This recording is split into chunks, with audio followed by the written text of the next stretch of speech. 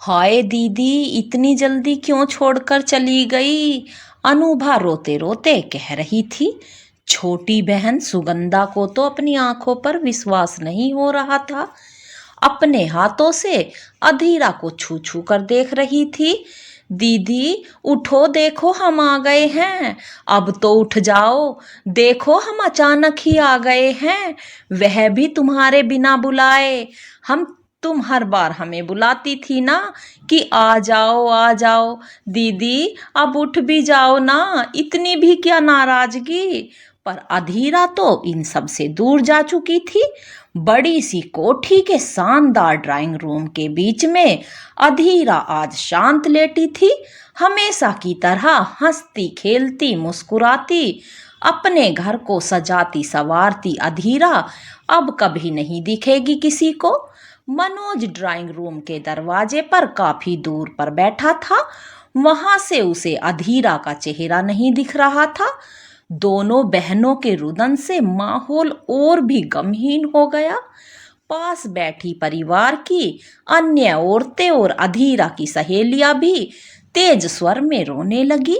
अनुभा अपनी बड़ी बहन के पास बैठकर सुबक रही थी और आग भरी नजरों से मनोज को घूर रही थी।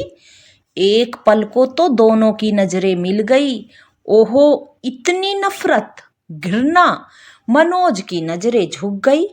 हाँ हाँ, मैं हूं ही इस लायक। मैंने कब उसे चैन से रहने दिया? उस दूध वाले प्रकरण के बाद कुछ साल सब ठीक रहा। दूध वाले को हटा दिया गया। अब दूध एक बूढ़ा नौकर डेयरी से लाने लगा था। अधीरा भी धीरे धीरे सब भूल गई। ऐसा लगता था, पर अविश्वास की फांस उसके दिल की गहराइयों तक समा चुकी थी। 6 साल बाद एक रोज सोमवार को, अरे मेरी बात तो सुनो, मैं नहीं आ पाऊंगी। मेरा आ पाना संभव नहीं है। अधीरा किसी से बातें कर रही थी।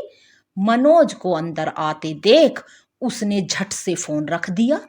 इतनी बात तो मनोज ने सुन ही ली थी और शक का फन उफान पर था। किसका फोन था? क्या किसी का नहीं, मेरी एक सहेली अंजलि का था। घर पर बुला रही थी मुझे, आपके लिए नाश्ता लगा दूं क्या? पर बात आगे नहीं हुई।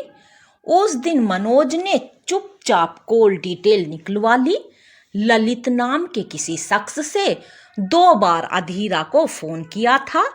मेरी जानकारी के बगैर कोई गैर मर्द मेरी बीबी को फोन कर रहा है और मेरी बीबी मुझसे छिपा रही है। जरूर उसका कोई पुराना आशिक होगा। अब मनोज वही सोच रहा था जो वह सोचना चाहता था। अगले दिन, कौन है यह ललित और क्यों उसने तुम्हें फोन किया? कहाँ बुला रहा था मिलने के लिए? सवालों की बौछार सुनते ही अधीरा हड़बड़ा गई। उसका चेहरा सफेद पड़ गया। बोलती क्यों नहीं?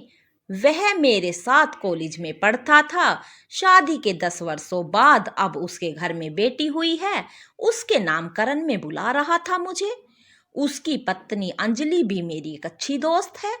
पर कई वर्षों से मेरा मिलना नहीं हुआ उन दोनों से।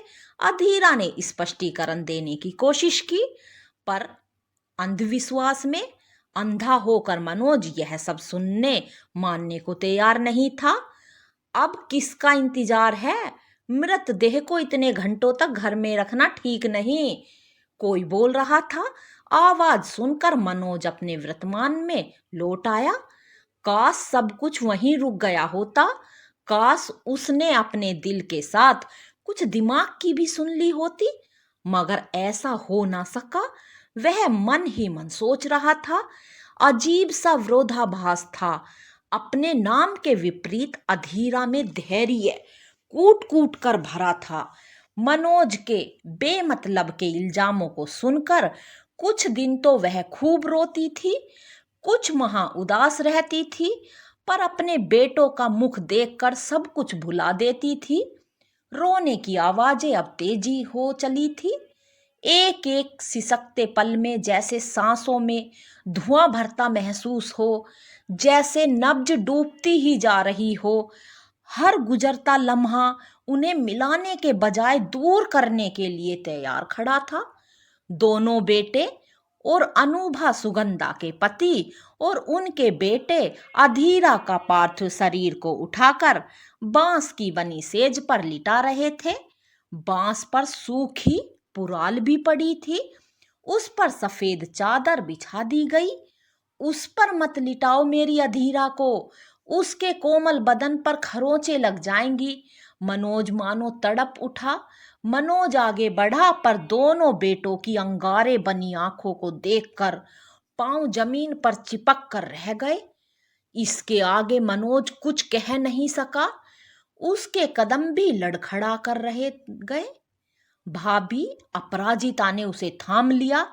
इन बातों से अब कोई फायदा नहीं भैया।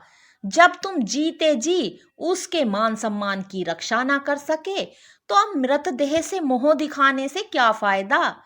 चुपचाप किसी कोने में खड़े रहो, नहीं तो अपने दोनों बेटों का गुस्सा तो तुम्हें पता ही है ना।